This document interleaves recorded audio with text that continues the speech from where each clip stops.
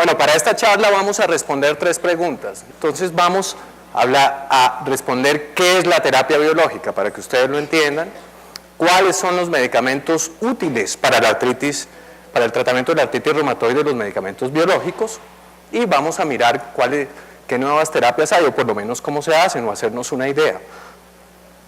Básicamente, podemos decir que las terapias biológicas no son parte del tratamiento alternativo o tratamiento complementario, porque a veces se confunde. Son medicamentos que se obtienen por medios biológicos, por cultivos celulares. Los medicamentos o las moléculas pequeñas como la aspirina, como el acetaminofén, como el metotrexate, son moléculas muy pequeñas. Tienen a lo sumo 5 o 10 carbonos unidos con nitrógeno, son estructuras pequeñas. Los biológicos son moléculas muy grandes, son proteínas que son uniones de aminoácidos que son producidos por algunas células que se programan para hacer esos medicamentos. Esas células pueden ser de animales, pueden ser humanas, y se les incluye o se les inyecta DNA. Ahí tienen en la gráfica un ejemplo de la estructura de los biológicos. Eso es un anticuerpo. La aspirina tiene ese tamañito que está allí. El biológico tiene ese tamaño. Repito, no corresponde a tratamiento alternativo. Eso es importante. Hay muchos componentes dentro de esa misma molécula que hace que sean diferentes. Hay regiones variables, regiones estables, hay sitios donde ocurren una cantidad de situaciones químicas que pueden hacer que modifique su acción. Que no tenga una de esas D, que significa un cambio químico, puede tener un cambio diferente frente a la que lo tenga, o la G, que significa otra activación. Son moléculas complejas. Más o menos equivale a unas moléculas entre 900 a 1000 aminoácidos unidos, muy pesadas, frente a la aspirina, que es un fragmento muy pequeñito. Bueno, ¿cómo actúan esos medicamentos? Un ejemplo es esto: ahí llegan los anticuerpos, se pegan a una célula normal, a la célula que está produciendo artritis, o a una célula tumoral, se pegan esos anticuerpos y viene después otra célula que la reconoce y de pronto hace que esa célula que estaba generando la enfermedad la acabe, o los mismos biológicos lo hacen. Esas estructuras reconocen otras moléculas igual de grandes que muchas veces se expresan en las células que están generando problemas. Los biológicos no solo se utilizan para artritis, también se utilizan para tumores, también se utilizan para algunas otras enfermedades, enfermedades al cerebro, enfermedades de diferente tipo. Bueno, y esa célula es controlada, es destruida. Vamos bien, ¿no? No se han dormido. Yo sé que la charla anterior fue un poco densa, pesada, un ladrillo, pero aquí vamos a hacerlo un poquito más sencillo.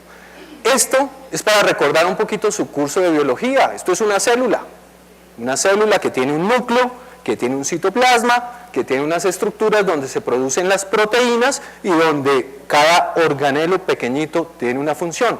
Esas células son las que van a producir o se van a tener en contenidos donde la temperatura es controlada, donde el pH es controlada, donde no hay contaminación de otras células, y van a producir los medicamentos biológicos. Todo parte del DNA. Hagan de cuenta, esa es la imagen del DNA, la información que viene dentro de las células. Se programan algunas células específicas con ese DNA, se les inyecta un DNA o se escogen células que producen esa proteína que ha sido estudiada durante mucho tiempo para ver su acción. Ahí, digamos, se ven algunas imágenes de los cromosomas que están dentro de las células. Esto es una célula, esa imagen en verdecita es el citoplasma, en azul es el núcleo, ahí hay otra célula. Ahí se amplifica ese DNA, se multiplica, se purifica y se va a sacar el medicamento. O sea, es un proceso bien complejo.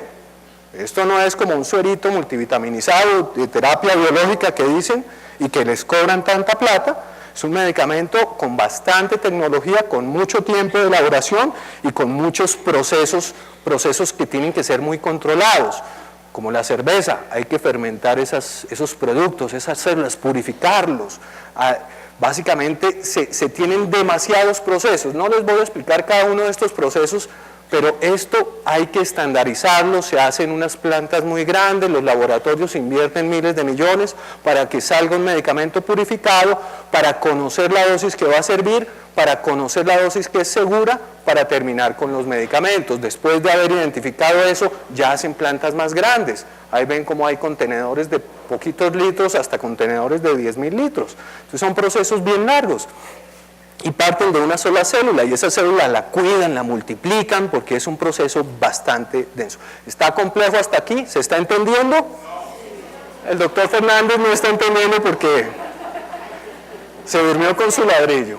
Bueno, muy bien, y todo eso requiere un control de calidad. Así se hace un biológico. Todas esas fórmulas químicas, todos los biólogos que trabajan tienen una idea, estudian la enfermedad, aíslan las células de las personas con artritis, con tumores, con enfermedades autoinmunes, de pronto sale una teoría de que bloquear un paso puede ayudar a controlar la enfermedad, aplican ese bloqueo en diferentes cultivos de células, ven que sirve, muchas moléculas no sirven, después aplican en modelos animales donde se genera la enfermedad, se ve que sirve, se intenta identificar la dosis, después pasan a humanos voluntarios, hay personas voluntarias que se ofrecen a estudios, ustedes han visto algunas películas, incluso cómicas, que se ofrecen para tratamientos de la piel y terminan inflamados o algo así. Algo similar ocurre, hay gente que su recurso es ofreciendo su cuerpo para estudios, ocurre mucho en otros países, pero ya después de que se ve que es seguro, se mira la dosis, ya se va con las personas con enfermedades, se ve cómo se comporta y ya hay fases posteriores ya para identificar. Todo ese proceso puede llevar desde una idea que empezó ahorita hasta el medicamento que podemos utilizar quizás en 25 o 30 años. Esto no es tan fácil, es un proceso bien largo. Ahora bien, después de que ya se tiene el medicamento biológico, hay algunos laboratorios que dicen, bueno, arrancamos de la molécula ya hecha y vamos a copiarla, vamos a hacer una copia, lo que aquí conocemos como los genéricos de la aspirina, del acetaminofén. Una molécula pequeña es fácil de copiar, pero una molécula tan grande no es tan fácil de copiar. Arrancar ya de una proteína hecha hasta devolverse y programar una célula que la haga puede llevar errores y puede hacer que la molécula sea diferente, porque no queda totalmente igual. De pronto cambia 0.001 el pH, de pronto ya su acción es diferente. El pH es la acidez o la alcalinidad del cultivo. De pronto la temperatura cambia en algún grado, su acción es diferente. De pronto a la final resulta una molécula mejor, de pronto a la final no. Eso hay que demostrarlo con estudios. Entonces eso es lo que se está discutiendo aquí en el gobierno, si se puede o no se puede aceptar los biosimilares. Esos son los que se llaman biosimilares. Ya hay un biosimilar, se está utilizando aquí en Colombia, hay algunos que tienen idea o tienen el concepto que sí cumple con todas las normas para ser usado adecuadamente, hay algunos otros en los que me cuento que me parece que hace falta algunos estudios para demostrar que sí sirve. Seguimos en nuestra agenda, ya entendimos cómo se produce un medicamento biológico de los que manda un reumatólogo. Ya nos quedó claro que es un biológico original y que es un biosimilar, un medicamento que copia un biológico. ¿Cuáles son los biológicos útiles en artritis reumatoide? Ya el doctor Fernández habló de unos medicamentos que mejoran los síntomas, analgésicos, corticoides, ya yo les comenté las terapias alternativas que pueden mejorar los síntomas, pero no frenan la enfermedad. Estos medicamentos, dentro de los que modifican la enfermedad, están los biológicos, porque frenan las deformidades, frenan las complicaciones. Afortunadamente ya tenemos este tratamiento para las personas que están empezando con artritis, va a impactarlos mucho porque no va a dejar que se presenten deformidades, lo mismo que los medicamentos químicos, tienen una acción similar. El doctor Fernández dijo que usando esos medicamentos que él nombró como no biológicos combinados, tienen una acción similar a los biológicos. No todo el mundo va a requerir biológico, no todas las artritis son tan fuertes, hay artritis leves, hay artritis moderadas, la mayoría son leves a moderadas, hay artritis severas que afortunadamente son la minoría.